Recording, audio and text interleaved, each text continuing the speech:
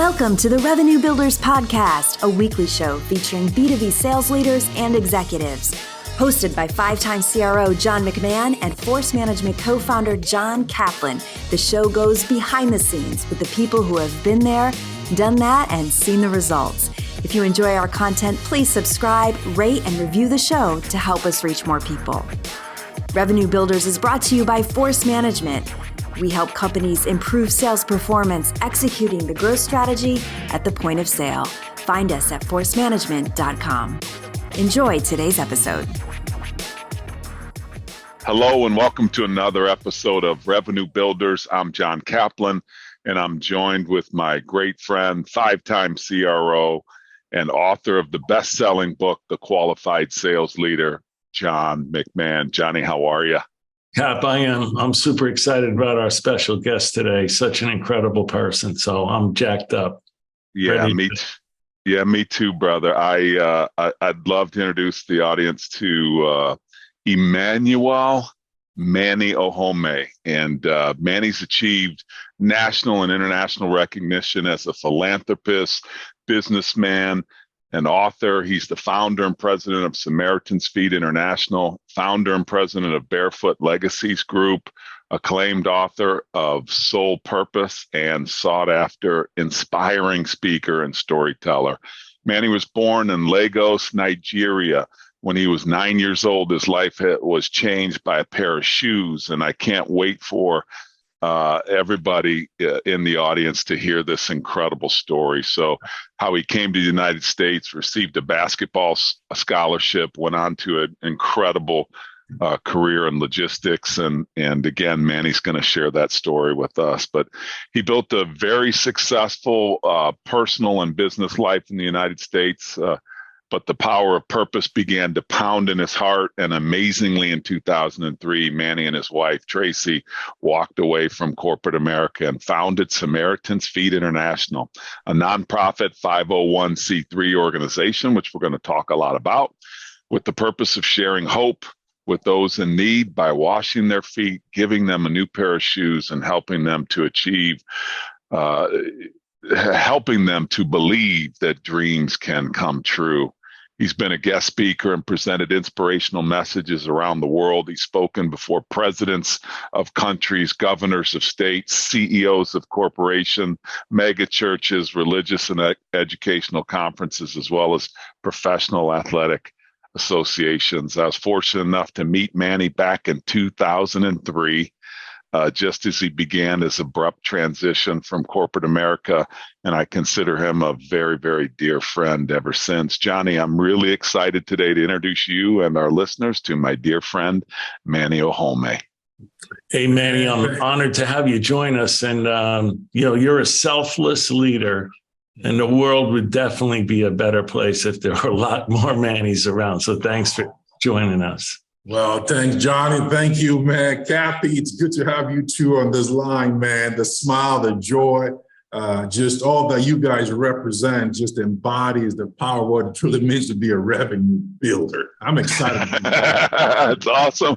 That's awesome. Hey, brother, your story is an awesome one. It's a complex one. Why don't we just start from the beginning?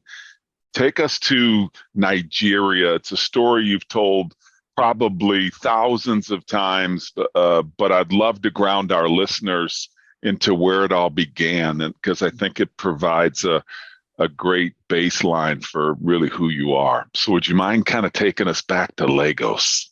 Man, thank you so much, John. I think, it's crazy, growing up in the western part of Africa, and Lagos, one of the most populous city in the entire African continent. I think I just actually got back in the country just a couple of days ago from the motherland itself. But my city has over 20-something million people.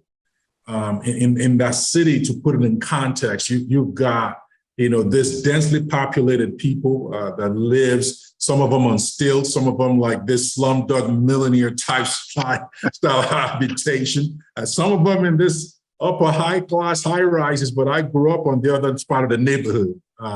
And I used to wake up every day and pray a simple prayer, John. I used to say, God, give me 001. That means it's okay if I don't have breakfast. It's okay if you don't give me lunch, but at least God, give me supper so I can make it to the next day. And I know the listeners are probably going to hear my voice. Those that have seen my picture will say, man, there's not a chance. This brother's missed a meal in his entire life, you know. But the reality of my life was such that at the age of 9, my job and my responsibility, if you ever watched Discovery Channel and seen those kids, they used to carry baskets on their heads, you know, that used to be me. I used to be that kid that used to go sell water and soft drinks at parks. So athletes, they used to come by my house and get hydrated. I showed up at a day at the park in Lagos, Nigeria to go sell water and soft drinks. And I didn't realize that day I was about to have a date with destiny. I put my basket of water down to sell soft drinks and water. And in my neighborhood that day, there was this group from America. They brought these little orange balls. So in my neighborhood, everything that's round and bounce, we kick them. You know, this one, they call them basketball, man. They were dribbling the ball and passing the ball and having a bunch of fun. And I showed up that day to kind of sell some soft drinks, but they were having so much fun. So I tried to sneak in and join them. But because I was a street merchant, I was a kid that they knew as a kid that sold what we call minerals, which is like soft drinks, they call it in Lagos. They didn't want me to be a part of that day. So I was about to join them. They shooed me away to go ahead and sell my water. And I felt so disappointed, rejected, and it felt so hopeless. So I stood at that line watching all these kids having fun. And how Providence will have it, one of those balls rolled around the corner by where I was standing. And quickly I grabbed it and I snuck in and joined those kids. See, it's so funny. We used to sing this song in Nigeria. Like we used to say, man, and every time this song would sing J Mac, everybody would start dancing. We used to say, if Jesus says yes, nobody can say no. Because there's nobody that can take the joy and the purpose for which God has created you. And that day I stood on that line and I snuck in and started dribbling the ball and passing the ball with his kids. All of a sudden, in the middle of this craziness, this gentleman called Dave from Wisconsin said, we're going to have a shooting competition. And he said the prize for the winner is going to be a new pair of shoes. And that place went nutsy. I mean, you've got to realize in my neighborhood, a pair of tennis shoes is like a Mercedes-Benz. So when they said, who wants to compete for a pair of tennis shoes, every kid started screaming, pick me, pick me, pick me. And I was one of the few kids that got picked that day. I never played basketball in my life, but I shot the ball. And I truly believe Angels was working overtime because that shot went in. And I know that wasn't me. That was a force that was much bigger than me. I ended up winning the competition, becoming the first person, not just my family, but my entire community to own a pair of tennis shoes. It was so crazy. And after I finished winning this stuff, this gentleman, Dave, called me to the front and he presented me this brand new pair of shoes.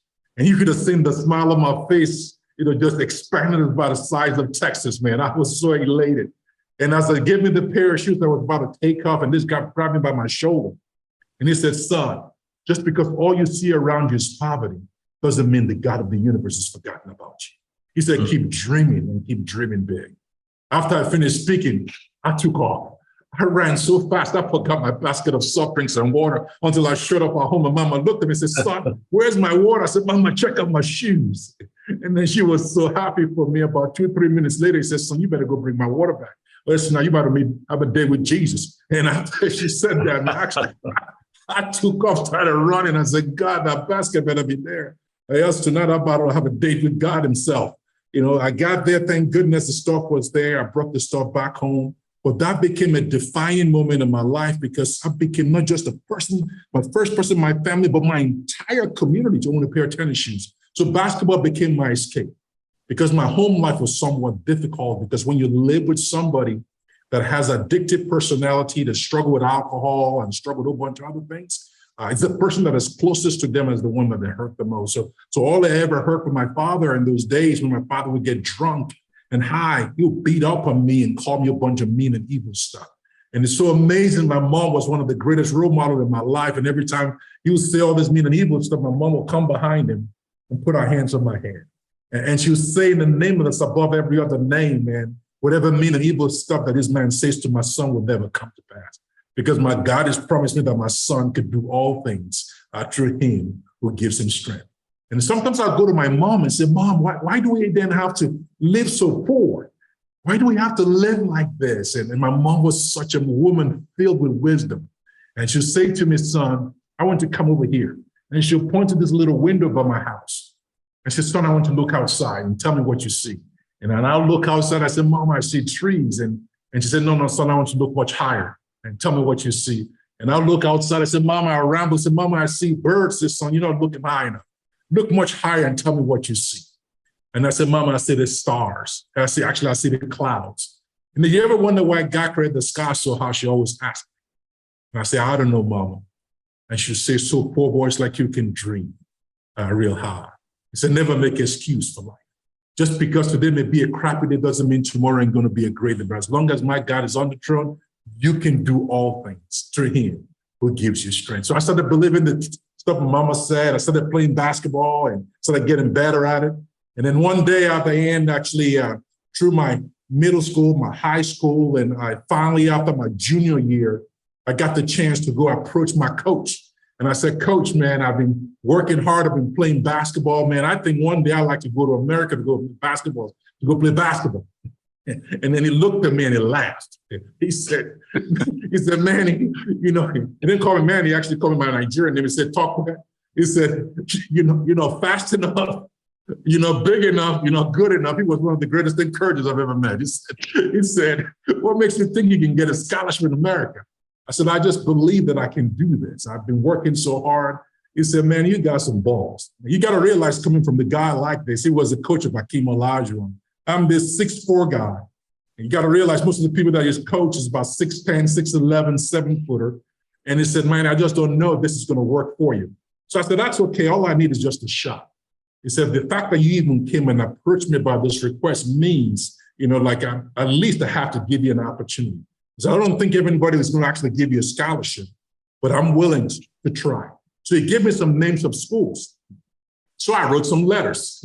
So he said, if anybody responds to you, then I'll write you a letter of reference. Man, that brother never wrote me a letter of reference, because, but I ended up getting 5 scholarship offers. I didn't know much about this country, man.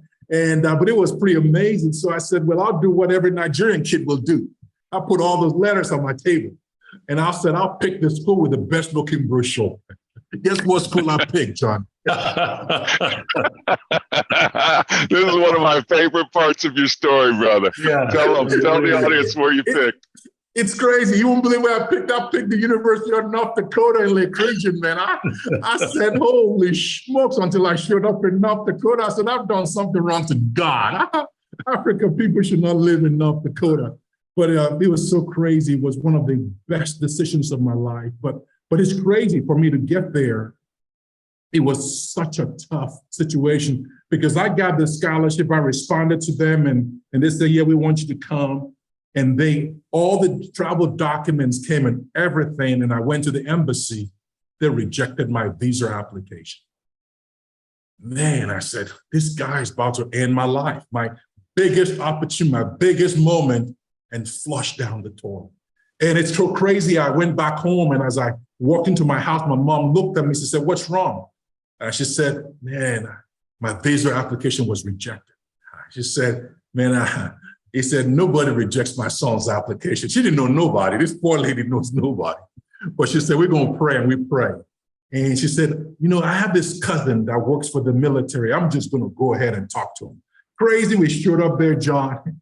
This person's house a couple of days later, and I shared my story. And she said, they rejected your application? I said, yes. And he wrote me a letter. I felt like just like yesterday. And he said, I want you to go back to the embassy and give them this letter. And I'm like, now concerned. I said, I'm going to go back to the embassy. They're going to kick me out of the embassy, man. They already rejected my application. So I showed up at the embassy. It was crazy to give me a number. And I'm sitting down. Guess who called my number? The same guy that rejected my application. I said, oh, no, this is not good. The guy called me up and I gave him the letter and he read the letter. He said, you want to go to America? I said, yes. I said, this is weird. This guy's been nice to me. I'm not sure where this is going. And all of a sudden he said, you're going to love America. The same guy that rejected my application. And I said, you're going to love America. He said, go sit down. I said, oh, they're about to call the police, man. I'm about to be arrested at the U.S. Embassy. But a few minutes later, they called me to the front. This same guy that rejected my application gave me the visa that changed my life.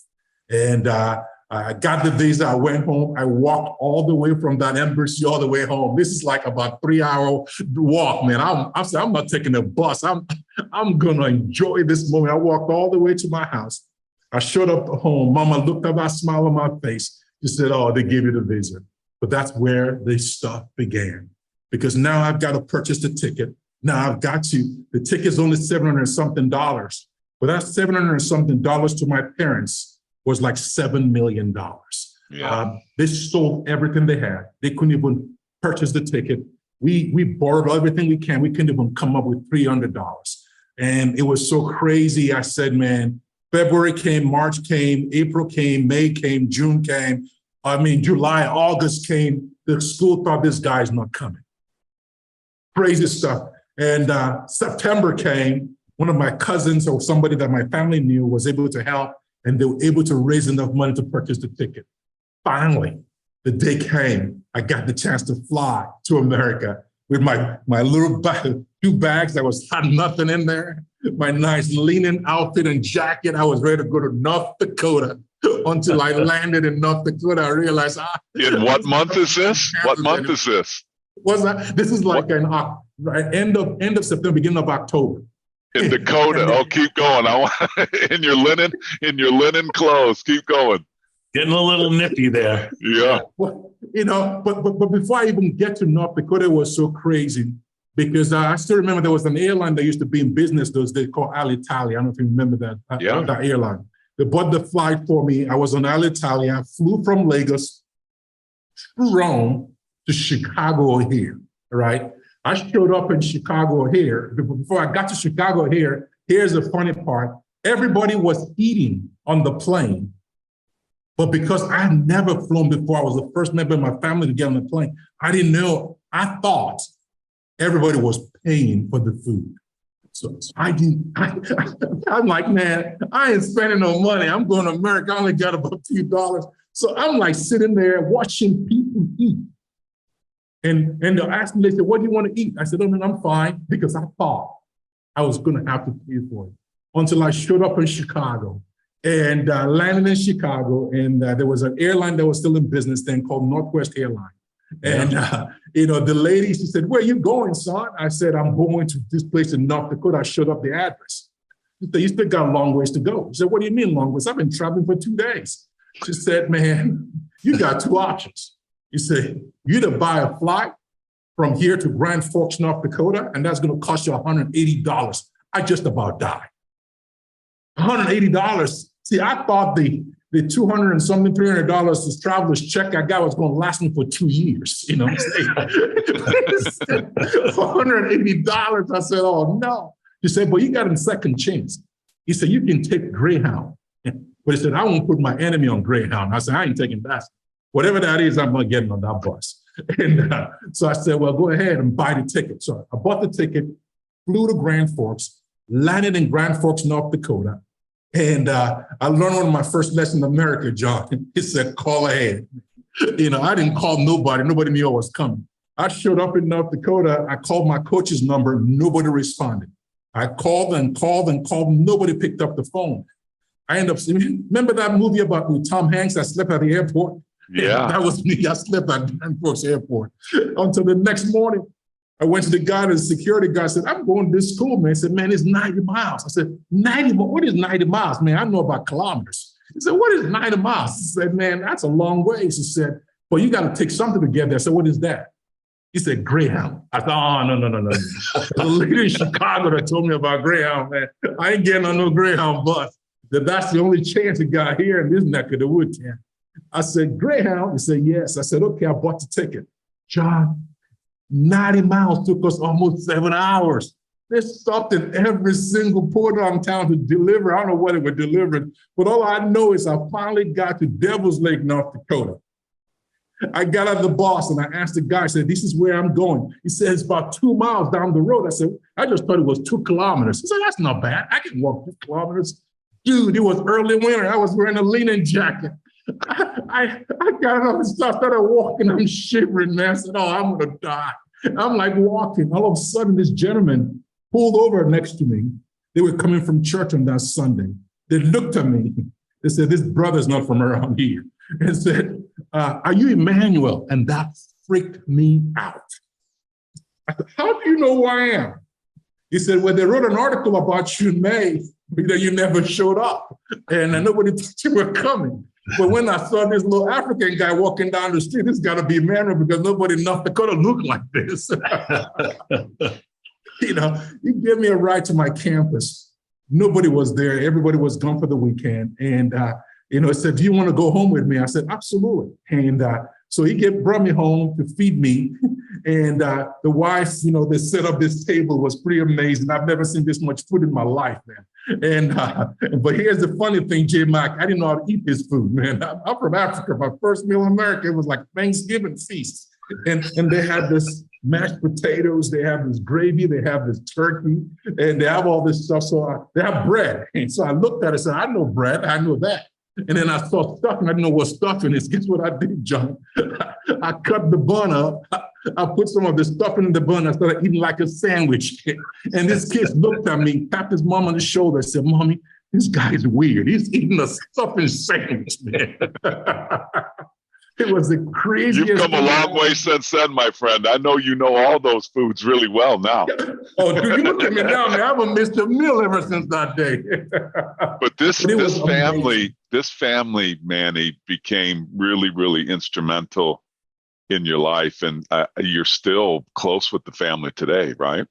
It's amazing. I did the marriage ceremony for the youngest son that's now almost he's going to turn almost 40 years old coming up here. Oh, wow. And he was only about 5 years old or 4.5 years old when I saw him. And true story, so it is pretty cool. So I got to know this family very well. And one day we were actually at their house and they'll come to all my games. They were like my adopted parents. And one day there was a show that was on TV called George Jefferson. You know George Jefferson? Sure. Yeah. And so George Jefferson was on, man. And you got to realize I'm the only African cat that this family has ever been associated to. And it's funny, Kellen, obviously was a young kid. At that time, he was 5 years old. He looked at the TV. He looked at me. He looked at the TV again and looked at me. He said, Manny, you black. I said, no kidding.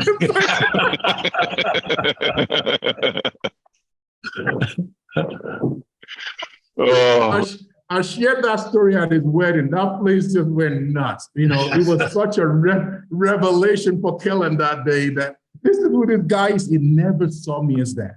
He just saw me as a big brother, Manny. It was pretty amazing. That family has been so special to me. And till to this day, I still call them mom and dad. That's awesome. And I transferred from that school, went on to Concordia. Before you go into because I really want to get into your incredible, what you turned into, your education background is just amazing story of dedication, commitment, and resilience. You have to tell the story about sleeping in the boiler room. You got to tell that story. You got to tell it. But John, after my coach finally was contacted and they asked to quickly hurry up and set up a bedroom for me at my dormitory. So they did. They set up this room and they quickly moved me in. But here it was. He had this big old window, and outside was this white stuff called snow.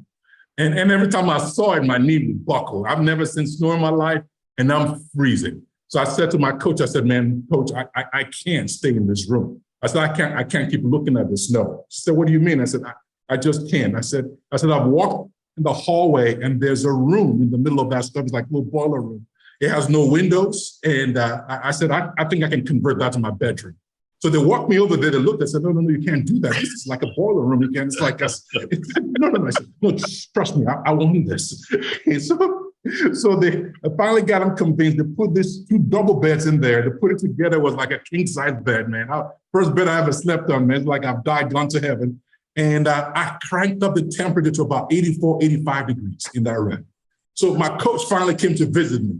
He walked into my room. He ran back out. He said, Manny, you're going to kill yourself. I said, I like it just like Africa. It's 85 degrees in there, man. I love the way it is. Nobody bugged me over there, man. It was a special room, but it was one of the best decisions I ever made. I got the chance to learn. I got the chance to study. I got the chance to do things. I got the chance to run for homecoming. I ended up becoming the first African that became homecoming on campus. I came back to crown my future bride as homecoming queen, and amazing things happened in my life there. And I was one of the top students in that school. Moved me on to Concordia, and I went out there and I went to North Dakota State for my master's. And I was one of the top students in my program in the country. And finally, I was selected to actually go to this conference in San Diego, California. I remember landing in San Diego, Jim Mack. I said, man, why wasn't this one of my options? Yeah, exactly. Man. San Diego State University would have been fine. Yeah, that would have been amazing. But it was so cool. They had 5,000 of the top CEOs and executives from the logistics and supply chain space from around the world at this conference in San Diego. And I showed up there, they profiled you. And there was this brother called Patrick Tien. He was a former Oracle guy, was starting a software company here in Charlotte. And he approached me. He said, Manny, do you want a job? I said, yes, I want a job. He said, I'd like to fly to Charlotte. I said, where's Charlotte? He said, why are you asking about where's Charlotte? I said, the last time I didn't ask that question, I showed up in North Dakota. I wasn't going to make that decision twice.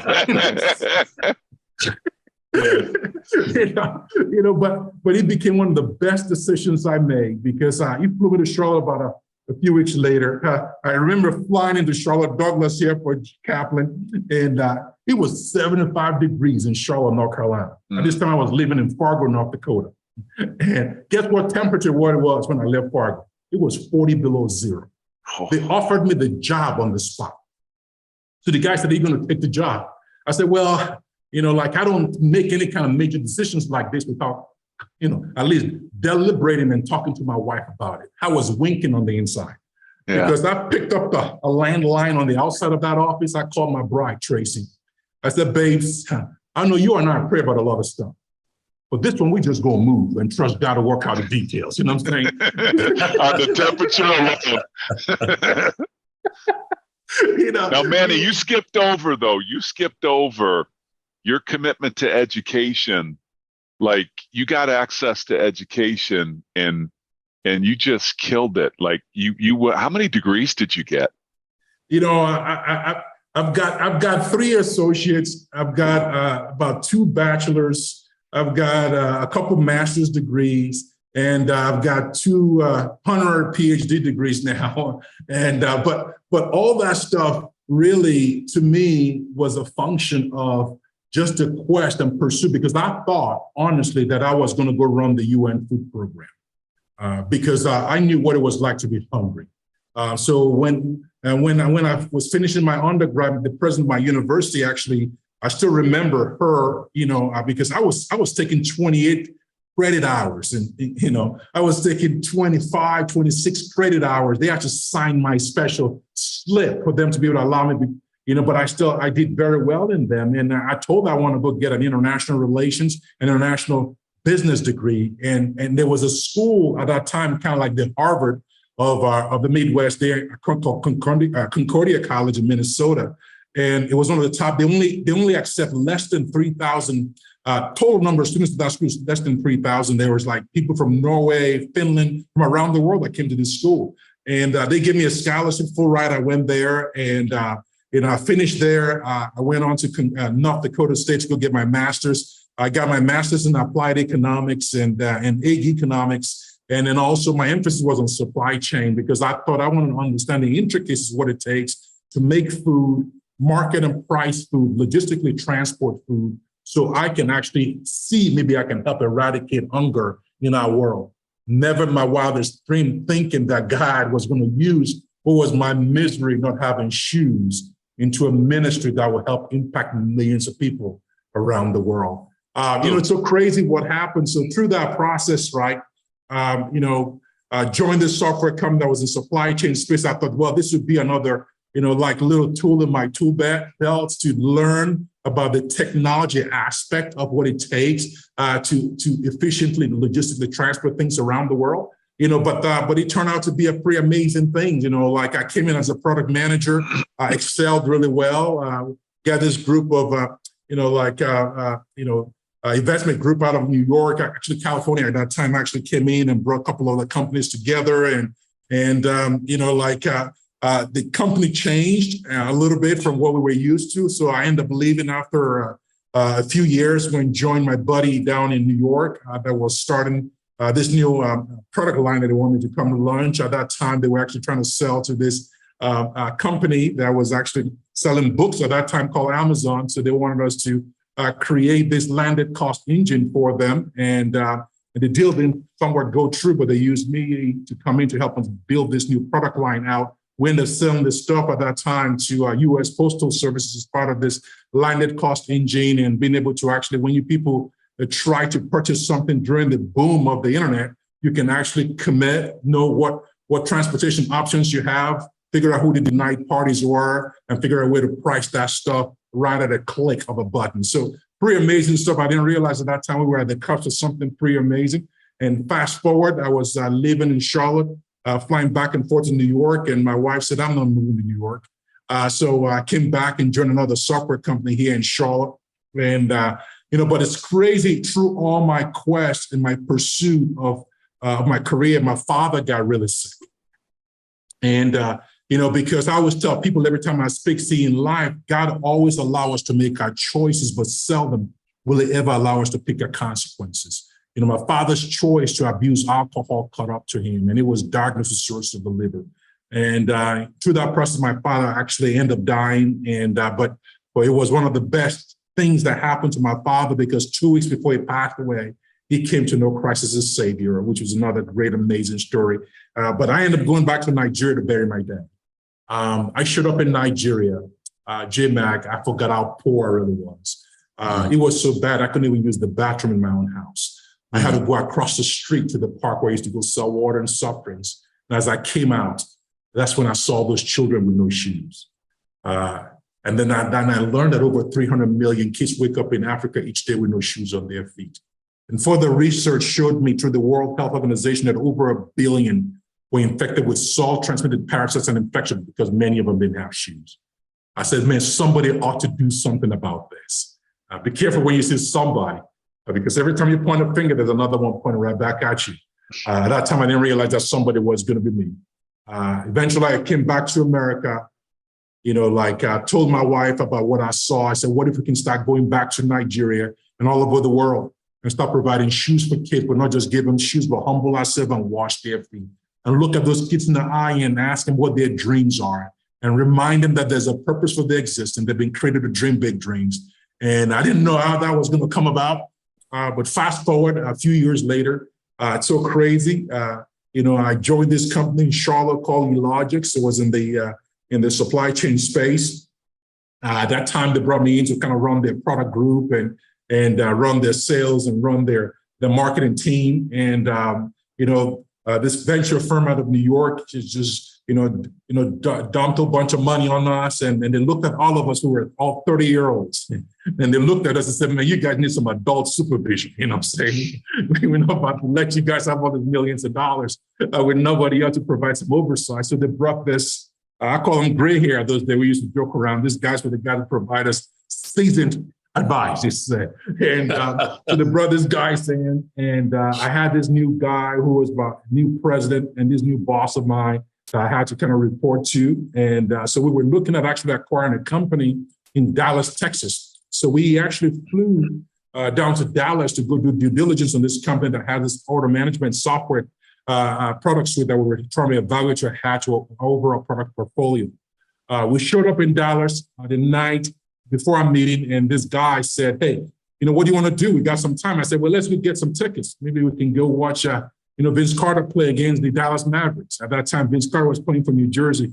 And so I said, absolutely. So we went and got tickets. And we showed up at the place where they were playing. And we got our tickets. We got in. We got some popcorn, some hot dogs, and all this stuff. We sat down. J-Mac, this guy turned to me.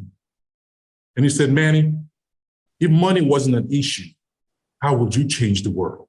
I said, man, I'm being set up. I don't like where this question is going. And I started sharing this vision that I have about there's millions of kids around the world with no shoes.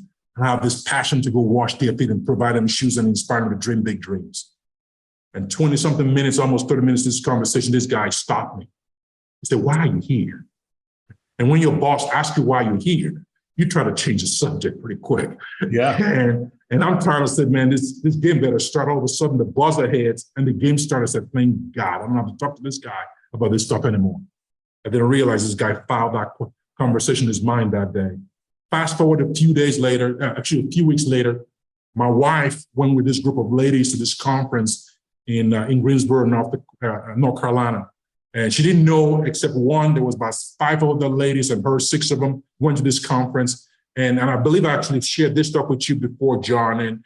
And this ladies, as they were getting ready to check into the hotel, this lady pulled my wife aside. She said, can I talk to you about something? She said, yes. She said, God has called you and your husband to a big vision, but you guys keep putting God in the box. And my wife said, who's this woman? And she started telling my wife some things we never told the soul. She talked about seeing this convoy of trucks and all this kids being mobilized around the world, inspired hope with. And my wife is weeping and said, we've never told anybody. How does this woman know? And all of a sudden she said, yeah, would you be okay if I do this? She said, what is that? And she grabbed a bottle of Deer Park water that was in the car. She started to wash my wife's feet. She said, God has called you to go wash people's feet all over the world. Now my wife is lost it. She's weeping and she's crying. She came back home and she looked at me. I said, I've done something wrong to God because my wife's going to kill me. You ever had that stuff when your wife look at you with that kind of eye? You say, oh, shit, I'm in trouble.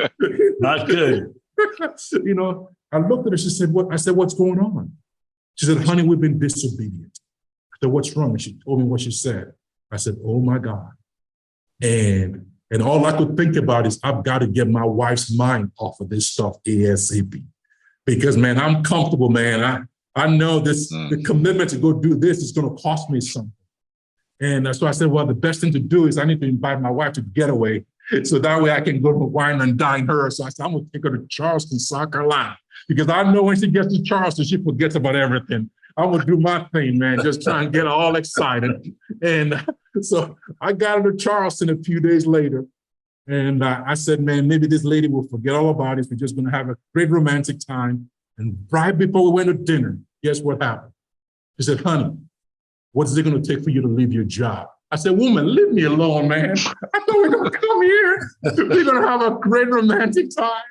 I said, babes, you know how much responsibilities I have in Africa. We just had our 4th child. So I'm giving all these excuses. She said, honey, you don't get it. What is it going to take for you to leave your job to go do what God's called you to do? I said, woman, leave me alone. I said, you know what? Guess what, Tracy? We've saved some money. If I can save about another 6 months of income, maybe at least I have enough income for the next 2 years. Man, I wish I said something else that day. Guess what happened?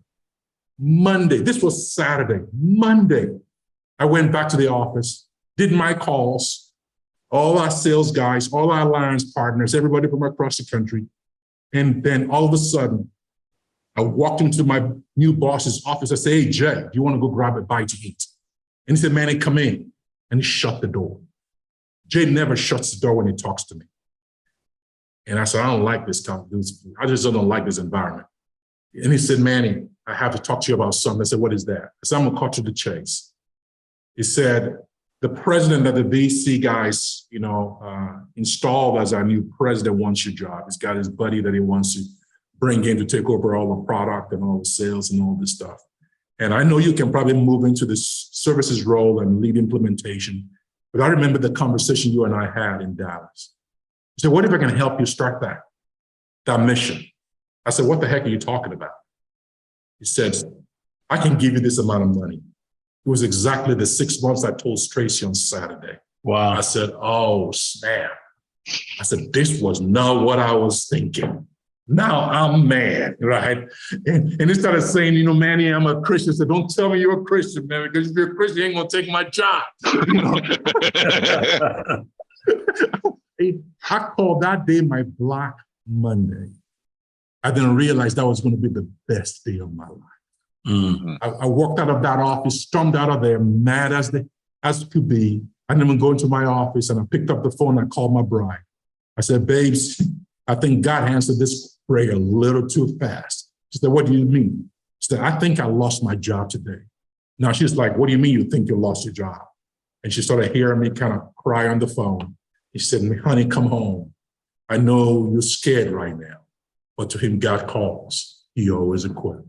And I went back home and I wept and I cried and I prayed with my wife. A few days later, we incorporated this organization called Samaritan's Feet. But before I incorporated, it's so crazy, all of a sudden, headhunters started calling me, saying, man, I heard you, leaving your job, blah, blah, blah. And I was telling Tracy about all this stuff, and Tracy looked at me stone cold.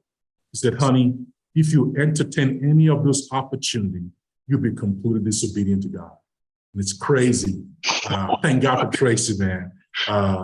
We started Samaritan's Feet with a vision to go put shoes in the feet of 10 million people all over the world. And as of yesterday, we've now served 9.2 million people in about 109 congratulations, buddy. That's over 45 states, over 560 U.S. cities. It's amazing to think about what God has done. I received the Presidential Lifetime Achievement Award just a few weeks ago. I received the Pontifical Hero Award from the Vatican about a year ago, to think about what could have happened if I stayed comfortable in that technology role. So it's pretty amazing to see what God has done. Dude, I got chill bumps.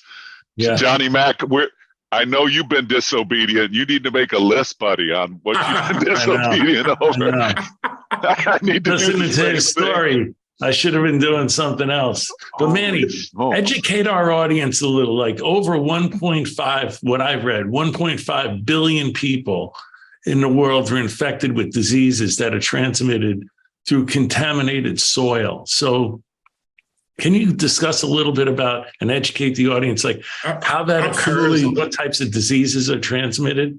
Well, you go to a place like Ethiopia, where they have over 5 million people that has this condition called podoconiosis, which is a non-filarial type of elephantiasis.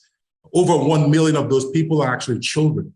Many of them live in agrarian culture where they're actually farming with no shoes. And the silica soil attacks their sole of their feet, eat away at their nerves. And all of a sudden, their feet blows up to sometimes twice or 4 times their natural sizes. And the solution is shoes. We can eradicate that problem just by providing shoes. You go to a place like Uganda or Cameroon and some of these other parts of the world where you have a simple laceration, a cut on your feet, and this parasite burrows through the soil, transport through your blood. It comes up your body, and all of a sudden your body looks like you have leprosy. Millions of people around the world has this condition through some of the water that people you've got, places like, they just had a major natural disaster there in Fort Myers, right? It's amazing to think about folks. The first thing they didn't think about is they've lost everything, right? Sorry, John, I know you guys suffered some tremendous loss through that process, but think about you walking through those contaminated water with no shoes. And you have a nail that perforates your feet, and this parasite's got saying, this is not just a condition that happens just in Africa or Haiti or different part of Asia. It can happen right here if you don't protect your feet. The blessing here is we have the resources. We can walk over to Walmart. We can walk over to Dick's Sporting Goods. We can walk over to Foot Locker and get a pair of shoes. But those people, they ain't got that. They don't have Rite Aid. They don't have Walgreens. They don't have CVS. Little infection like that can lead to a death sentence. So 5 years ago, we actually invented a world shoe, the first of its kind in the world, with an antimicrobial property that's built in the shoe that's also biodegradable. So when the shelf life of the shoe is over, we don't have to be an environmental nuisance. We can bury that shoe, and that shoe will biodegrade within 15 to 20 years. But it's amazing that shoe's been manufactured here in the States right now.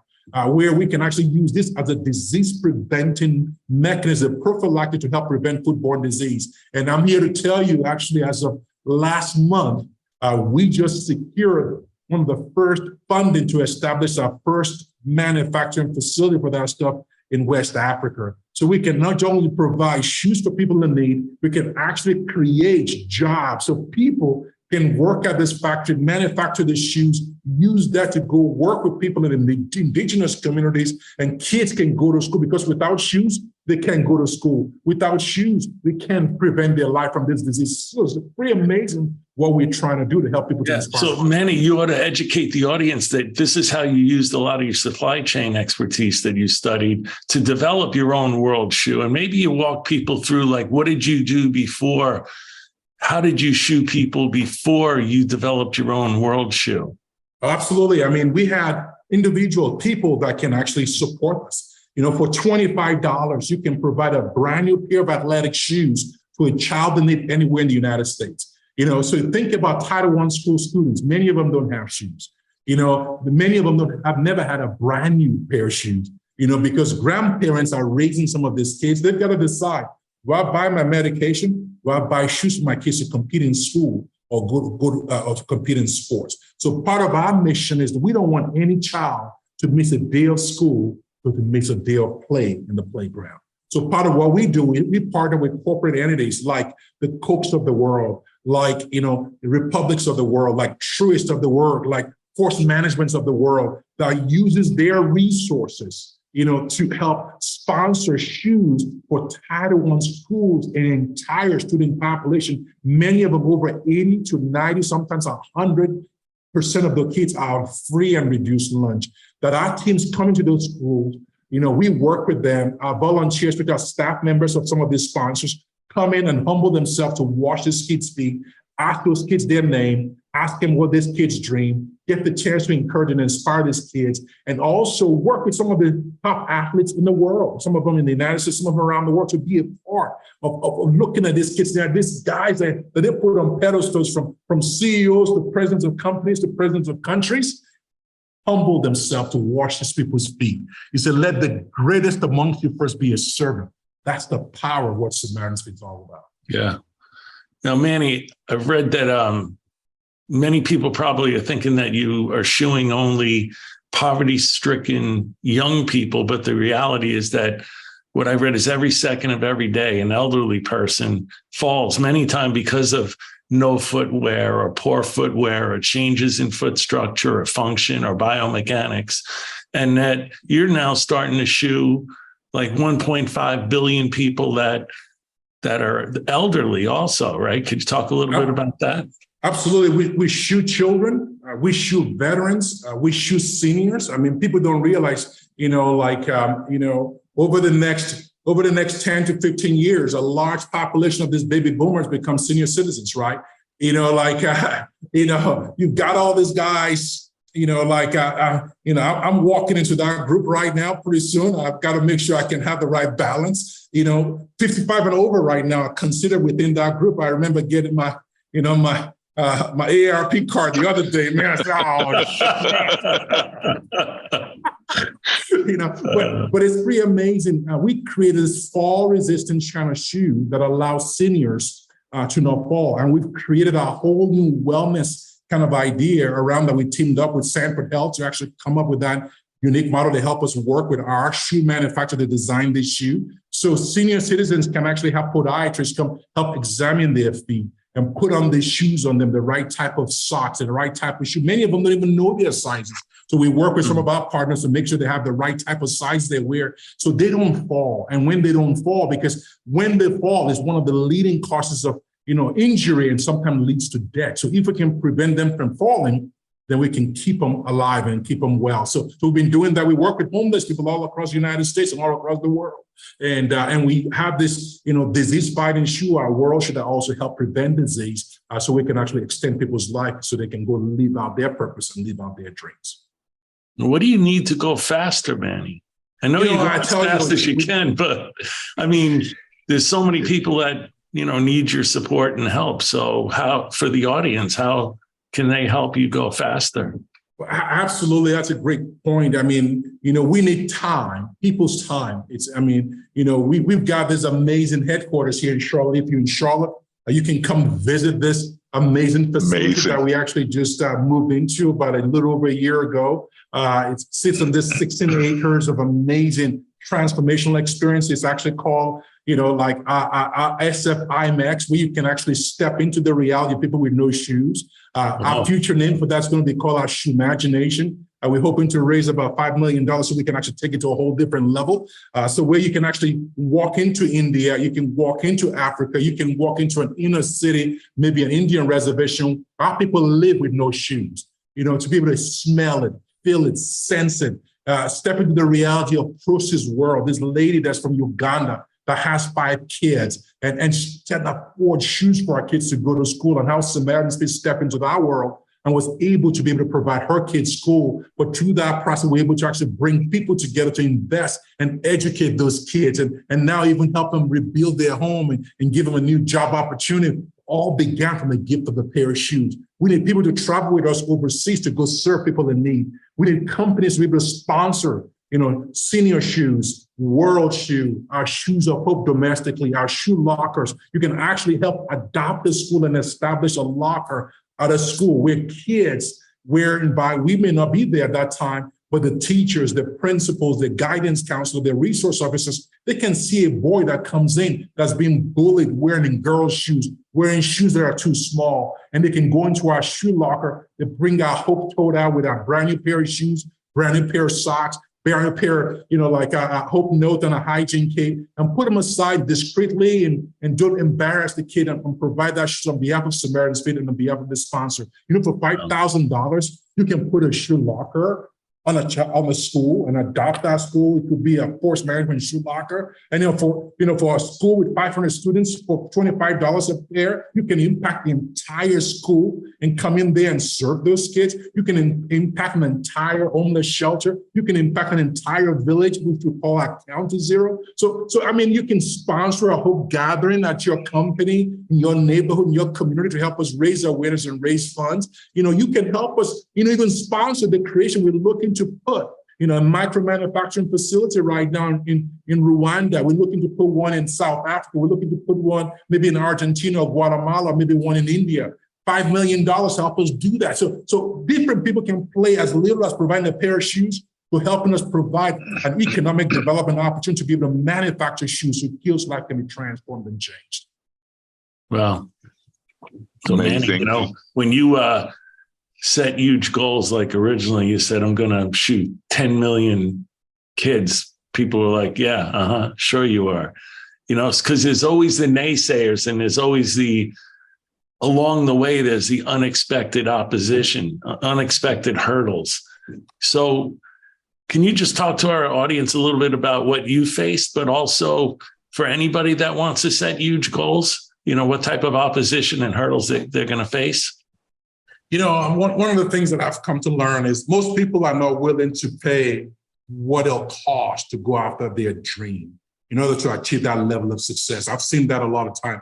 But one thing you got to realize, it's going to hurt a little bit. It's going to hurt. Mm-hmm. And whenever you set an audacious goal, it's going to cost you something. But if you're willing to persevere, willing to put in the work, willing to make sure your vision is big enough and leave room for others to join you, I promise you the impossible can become possible. Just stick with it. Don't give up on that dream. Work hard, but set amazing targets, set amazing goals, but make sure you also not just set goals, but have, amazing tactics and strategies that are in place to help you get towards that goal. I remember when I first told my buddy, Musin Muhammad, former wide receiver for the Carolina Panthers, that I want to serve 10 million. He said, Manny, this sounds ridiculous. You know what 10 million is? And I still remember Muggsy Bogues saying, Manny, I know, I know one thing, it sounds impossible right now because he understands what impossible is. He was one of the shortest guy ever played in the NBA. Everybody wrote him out and count him out. He said, I bet one day you're going to call me and say, Manny, I'm there. And this coming October of 2023, we're going to go back to Mitchell's Plains, South Africa, where we served our first person in 2003. and serve our 10th million recipients. Wow. You know, it seems so impossible, but it will be, it only sounds impossible until it's done. And then I think in terms of like, and many naysayers are going to come along the path and say, Manny, I don't think you can do that. See, we have to figure out a very unconventional way to get to where we are, right? I remember, I think I told Captain this story. I remember going to New York when I connected with Thomas Kincaid years ago, because we had this audacious goal, we're going to serve 10 million people, right? And I didn't know how in the heck I was going to get to 10 million. After the first 2.5, 3 years, we've only served almost 300,000. Said, oh man, 10 million seems impossible, man. How are we going to get there? And then somehow this artist called Thomas Kincaid found us. And he said, I've got this deal with NBC, and they want me to come paint the Rockefeller tree lighting.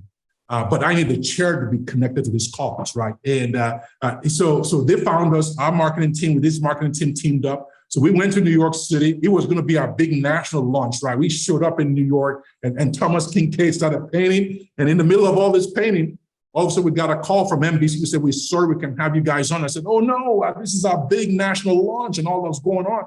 So we picked up the phone, started calling. All of a sudden, somebody from Fox News called us back and said, if you guys can get here in the next few minutes, we can get Thomas Kincaid on to talk about his stuff and talk about you. I said, yes, let's go. Out of the Chevy Tahoe, bam, all the easels got up. We're riding down New York City. We got over to like NBC. we got over to Fox Network, and guess what happened? They got Thomas Kincaid on. Thomas started talking. He talked and talked and talked so much he forgot. I remember this. I'm like, what just happened? I'm like, I can't believe He forgot to mention you guys, right? He forgot about us, man. So he came back off the stage and said, oh, Manny, I'm so sorry. He got caught up in the moment. And I'm like, I called Todd, my director of marketing, and said, book me a flight. I'm going back to Charlotte. He said, what do you mean? I said, no, I'm leaving New York. He said, Manny, you can't leave New York. He said, what do you mean? He said, you got an event, you got to be out tomorrow. I said, no, I'm not going. He said, I got to go back home. I mean, all this stuff we worked so hard to make this our national just got flushed down the toilet. He said, Manny, you're a man of your word. You gave somebody your word, you're going to be there tomorrow, and you're going to be there. Man, that guy held me at my word. That's one of the first lessons I learned about integrity and ethics. When you give your word, you stick and live by your words. That's one of the key virtues that build leaders have to lead their life by. But I was so glad that guy helped me accountable that day, because the next day I was invited to this function by the Gabaran Foundation from Spain. They were giving a Lifetime Achievement Award to a lady called Dr. Maya Angelou. And I still don't know how in the world I got invited to that function. I walked into this room and somebody wheeled Dr. Angelou, and she looked at me. She pointed to me. She motioned for me to come over. And I went over. She said, you must be from Nigeria. I said, you must be his psyche. How do you know I'm from Nigeria? And she said, I used to, she taught at Quick Forest, and she goes to Liberia every year. She said, every time I fly to Liberia, I always fly to Lagos. And you guys have this signature smile, Nigerian people, and I can pick it out from the crowd. He said, what do you do, son? I said, I'm a professional foot washer. I wash children's feet all over the world and inspire them to dream big dreams. She said, you remind me of somebody. I said, who's that? She said, you remind me of Martin. I said, who's Martin? I then realized she was talking about Martin Luther King Jr. She said, you know why I like Martin? I said, no, ma'am. She said, he had courage. He said, Manny, whatever it is that you do, go be the face and the voice for those kids, just like Martin was the face of the voice for people that were being treated unjustly in the world. And Manny was like, God sent Dr. Angelou to me that day to pump up my deflated balloon. I remember I left, I took a picture with her. That day started a relationship. I became one of our top 100 friends. And I went back to my hotel at the New York City. And I still remember, just like it was yesterday, I called my director of marketing and said, what is it going to take for us to be the face and the voice for those millions of kids around the world with no shoes? And that's when the idea came. He said, what if we can get a Division I basketball coach to help us coach a basketball game on national TV with no shoes? At that time, we didn't realize it was going to be a game-changing moment for Samaritan's Feet. We started saying, who's going to do it? Let's call Mike Krzyzewski. Well, let's call Roy Williams. He said, no, none of these people is going to do it. And he said there was a guy in Indianapolis. He's the head basketball coach, called Ron Hunter at IUPUI. I said, come on now, IUPUI, what kind of coach can coach at IUPUI? I've never heard about a school called UPUI, man. Come on, man. And she said, trust me, I met this guy through Coach Dungy. And this guy is actually a coach, right? It's actually, we call him a life coach disguised as a basketball coach. He used basketball as a platform to transform people's life. And he said, let's call him. And we picked up the phone, we called this coach. I learned one of my first lessons that day, don't call a coach at 10:30 at night, because they're thinking one or two things. One of my players being killed or one of my players in prison. And he didn't want to pick up the phone. He finally picked it up and said, who's this? I said, this is Manny and Todd. I said, what do you want? I said, Coach, I just finished meeting we just left a very important meeting. I want you to help us coach a game on national TV with no shoes. And the phone went dead silent. They said, where are you guys? I said, we're in New York. I said, are you drunk? And I said, no, Coach, we're not drunk. He said, what do you want me to do? He said, we want you to help us coach a game on national TV with no shoes. He said, man, you guys must be crazy. He said, I want to meet this guy. So he said, will you come see me in Indianapolis? 10 days later, we flew down to Indianapolis, and J Mac right behind him was the biggest poster of Dr. King I've ever seen. And I said, you know who that man is? I said, I bought the picture. I know exactly who it is. Cut to the chase. What do you want me to do? I said, next year is the 40th anniversary of his death. Would you help me not just coach a game on national TV with no shoes, but help me raise 40,000 shoes? He said, man, you got some balls. He said, I thought I'll invite you here. I'll like you. I'll help you raise 500, maybe 2,000 shoes. For 40,000, I said, Coach, with all due respect. I said, with 2,000, you don't need a guy. But for 40,000, you're going to need a guy that's bigger than you. And he said, man, this guy is nuts, man. He said, you want me to do what? I said, I want to coach a game with no shoes. We set a date. By January 24th of 2008, we raised 110,000 pairs of shoes. Wow. ABC News made him Person of the Week. By the end of that year, they made him Person of the Year, raised over 200,000 shoes. NCAA invited me to come to the Final Four in San Antonio to come present them an award. Guess who was the host of the award? Ernie Johnson. Ernie Johnson looked at me and said, Manny, I can't believe what was happening when I was watching this stuff on TV. That Now, you're talking about Ernie Johnson from TNT, the basketball crew from TNT, right? Inside the NBA guy, right? Inside he said, NBA. What can I do? I said, man, you're Ernie Johnson. You can do whatever you want. He said, I'm going to call the president of TNT, see what they can do. He called me 7 days later. He could have thought he just won a lottery. He said, the president of Turner wants me to have you on Mother's Day, 2009. He said, we've got something special planned for you. I thought I'd be there for about 20, 40, 50 seconds.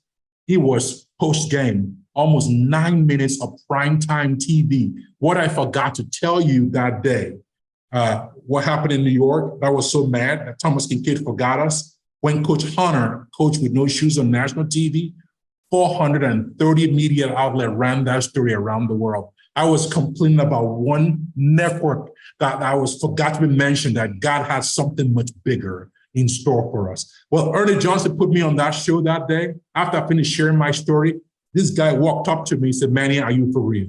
I said, yes, I am. He said, Manny, I think I can get you 1 million shoes. I said, don't tease me. It's crazy. He called me 2 weeks later. He said Sears was doing a deal with a couple of NBA players that's launching this new Predator shoe line.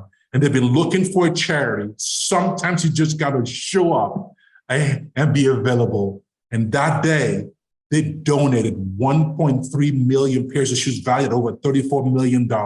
You remember that convoy of truck that woman told Tracy when she was down in Greensboro? Yeah. That was 400 and almost 40 truckloads of shoes, convoy of shoes. My logistics background that I thought was going to be used for food was put into motion. We went from one warehouse to 6 warehouses from across the country. Automatically, after that, I walked barefoot from Charlotte to Atlanta. Crocs gave us 1 million pairs of shoes. Skechers gave us 2 million pairs of shoes. Before I knew it, things just started happening that I couldn't even put my mind or heart to. But you can read more about that by checking out my book, Soul Purpose. You can read all about that stuff later on. But it's pretty crazy, it's a story, but so much that God has done. I just can't wait to see how you guys can go live out your purpose. Hey, Manny, on that note, and Johnny, I want to share with you a personal story that happened to me with Manny. So as you can imagine, Manny is such a powerful speaker from passion, and the words that he speaks from his heart enter the heart of all who hear. And I remember a very specific day, Manny. I don't know if you remember this, but I was so motivated, and it was in the early days of force management. And I said, Manny, I think I'm going to give everything up like you did. I think I'm just going to give it up, and I'm going to go find a way to go have impact. And do you remember what you told me about the fishermen? Yeah, I said we need some nets, brother. So Johnny, and for our listeners, what happens? Hopefully, I'm speaking from a point of spirit, and not from a point of lecture. When you hear stories like this, you can't help but read your own autobiography into it, and you begin to assess your own situation in life. And Manny gave me such a gift that day. He said, John, he said, I have plenty of fishermen. I need nets. I need nets. And he said, what you do through your efforts, your personal efforts, and what force management helps us do is it helps us provide nets. I need nets. And Johnny Mac, from that day on, I'll never forget it. My why, and Grant Wilson, the co-founder of Force Management, our why was so solidified. It's like, why are we doing what we're doing? Why are we staying in this hotel in San Francisco and missing a flight and doing?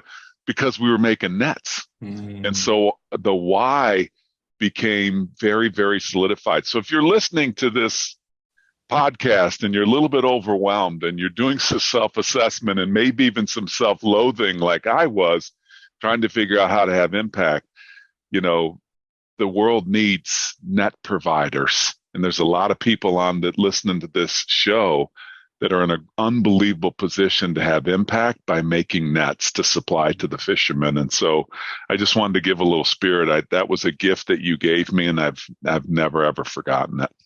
Oh, thanks. Thank you, Jake. I appreciate that, John Kaplan. Man, you're a blessing, and you guys haven't stopped. I mean, you live your life in such a way that's much bigger than yourself. You're doing what you do, not just to be able to amass profits, but profit for something that brings about change in our world.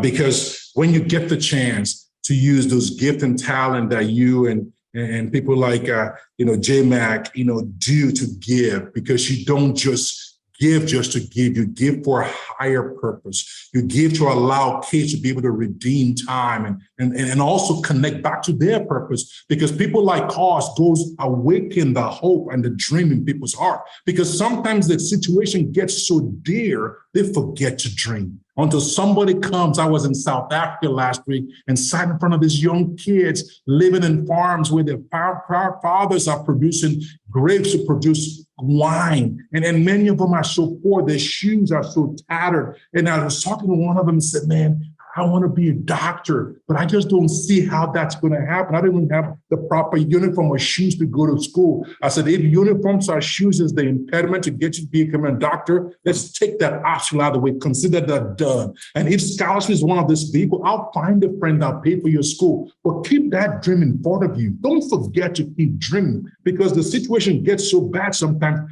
they stop and forget to dream. My job, when I get the chance to hold their feet and start washing their feet and put those shoes on their feet, and I asked them their dream. I said, man, there's a God of the universe that loves you, that has a plan for your life. And he's created you for a person that's much bigger than what you see today. It doesn't matter how you begin, it's how you finish that truly matters. And those kids' eyes are starting getting so big. And say, yes, God can do in your heart. You were this kid that used to be a shoeless kid in West Africa, that you're now walking the Pope's home in Rome. You're now getting a presidential award. You're now manufacturing shoes. That can happen to you. That can also happen to me. I tell people what we're doing is bigger than just providing shoes. It's activating hope in the hearts of kids. That's to remind them to have only positive expectations in spite of what they're going through. Johnny Mac, I'm ready to go rip the heads off chickens. I don't even know where to. I don't even know where to take this interview from now. Where do you want to go, buddy? Well, my mind was just spinning, thinking, okay, what do I mean, I got to do something else now. Man, he's not only a man of purpose, he's just the epitome of passion.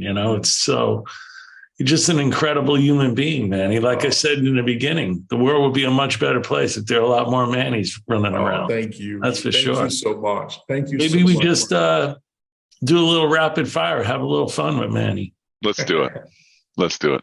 Manny, what's your ideal day off of work?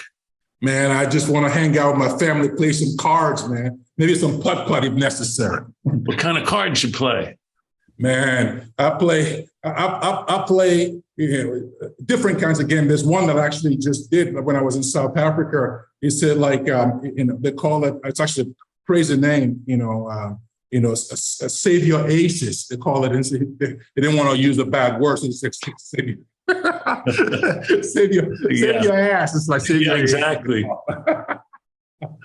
How about your favorite meal?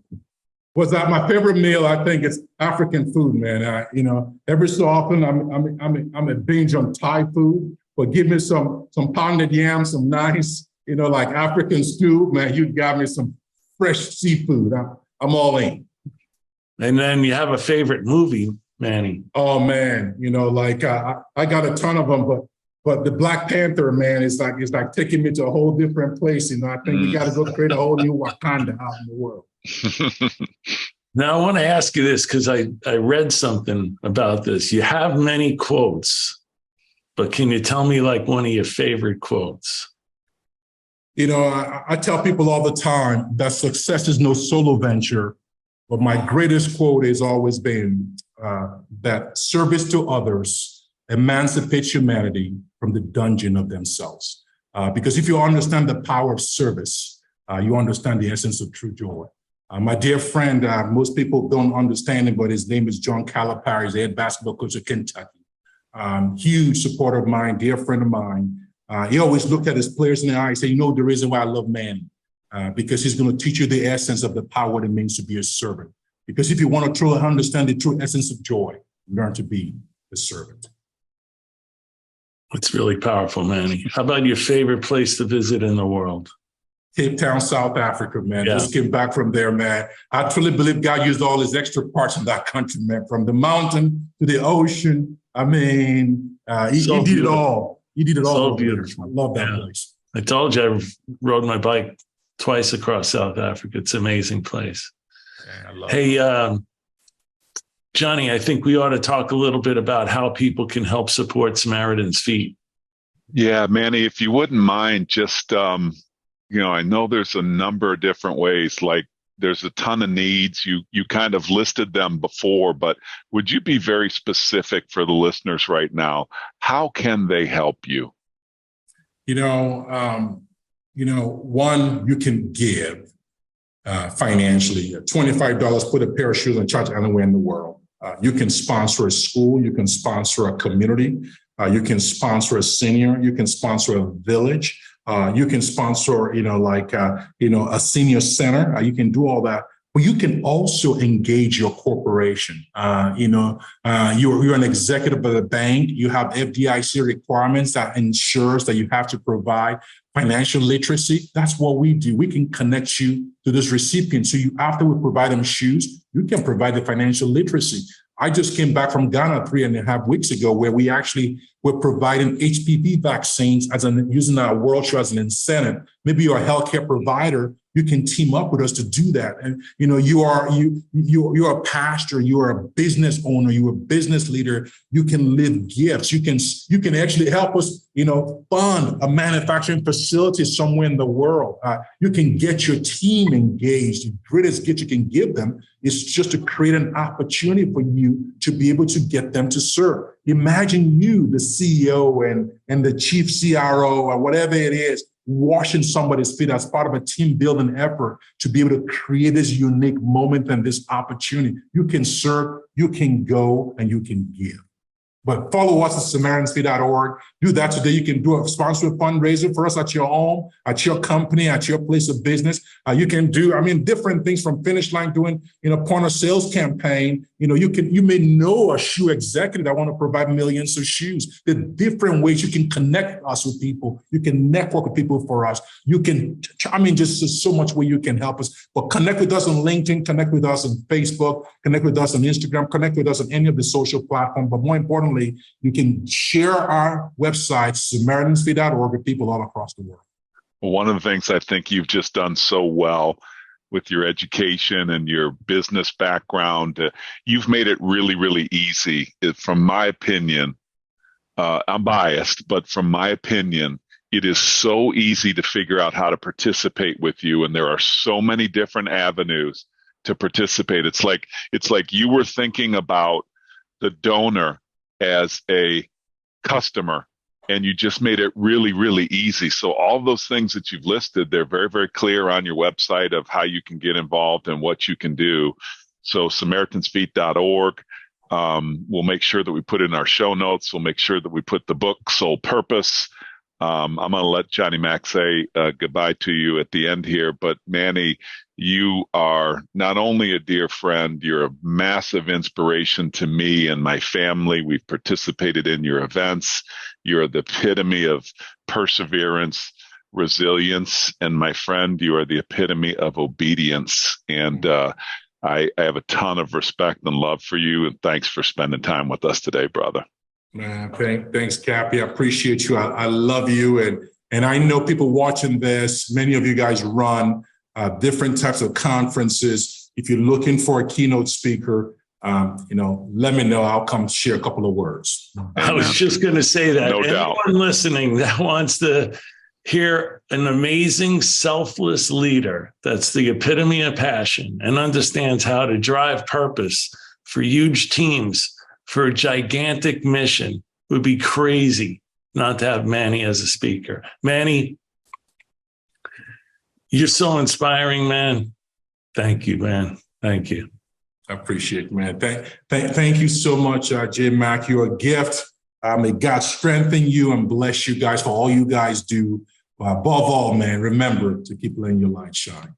And thank you again for listening to another episode of Revenue Builders. Thanks for listening to today's episode. Be sure to check us out at forcemanagement.com.